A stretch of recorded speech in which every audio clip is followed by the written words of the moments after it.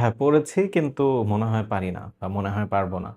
খুবই কমন একটা ডায়ালগ। আমার প্রায় সব স্টুডেন্ট, প্রায় বললে ভুল হবে। প্রবাবলি সব স্টুডেন্টকে কোনো একটা পড়া দেওয়ার পর যখন জিজ্ঞেস করি পরের দিন পড়া হয়েছে কিনা, এই কথাটা আমি অলমোস্ট প্রত্যেকের থেকে পেয়েছি যে, "ভাইয়া পড়েছি কিন্তু মনে হয় পারি না বা মনে হয় পারব না কিছু।" না পারাটা সমস্যা না। পড়া পরে না পারতেই পারো। সবার পড়া সবসময় একভাবে হবে, ভালোমতো শেষ হবে, এটা নেসেসারি না।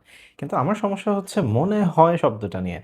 মনে হয় পারি না বা মনে হয় পারব না। আমার কথা হচ্ছে তুমি পড়ো। পড়ার পর হয় তুমি কনফিডেন্টলি বলো যে আমি পারি, অথবা তুমি কনফিডেন্টলি বলো যে ভাইয়া পড়েছি কিন্তু পড়া হয় নাই, পারি না। ফাইন। পড়া না হলে আমরা সেটা নিয়ে কাজ করতে পারবো। কেন হলো না? জিনিসটা কি কঠিন ছিল? নাকি কোনো সমস্যা? আমরা দেখব। কিন্তু তোমার যদি মনে হয় ওয়ার্ডটা বলতে হয়, তার মানে তুমি নিজেও প্রপারলি জানো না যে আদৌ কি আমার হয়েছে নাকি হয় নাই। এই কনফিউজিং স্টেটে থাকা যাবে না, এই ডাউটের মধ্যে থাকা যাবে না। ক্লিয়ার হতে হবে আমাদেরকে। এখন তাহলে কথা হচ্ছে সমস্যাটা আসলে কোত্থেকে? মনে হওয়ার সমস্যাটা।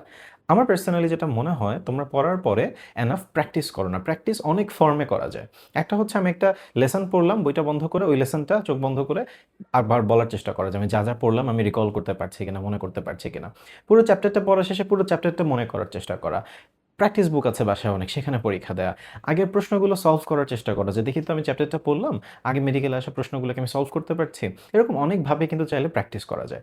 যখন তুমি পড়ার পর কাজটা করে ফেলবা, you will know তুমি জানতে পারবা যে আমি আদৌ কি পারছি নাকি পারছি না। তাহলে কিন্তু পরের দিন আর কাউকে বলতে হবে না যে মনে হয় পারব না বা মনে হয় পারি না। তুমি ক্লিয়ারলি বলতে পারবা যে হ্যাঁ, পড়েছি এবং যেহেতু তুমি যদি সলভ করে থাকো, প্র্যাকটিস করে থাকো, পারলে তুমি কনফিডেন্টলি বলতে পারবা যে পড়ার পর আমি পেরেছি সো ইনশাআল্লাহ পারব। আর যদি দেখো যে পড়ার পরে অনেক ভুল হয়েছে, তাহলে তুমি কনফিডেন্টলি বলতে পারবে যে পড়েছি কিন্তু তাও অনেক ভুল হচ্ছে।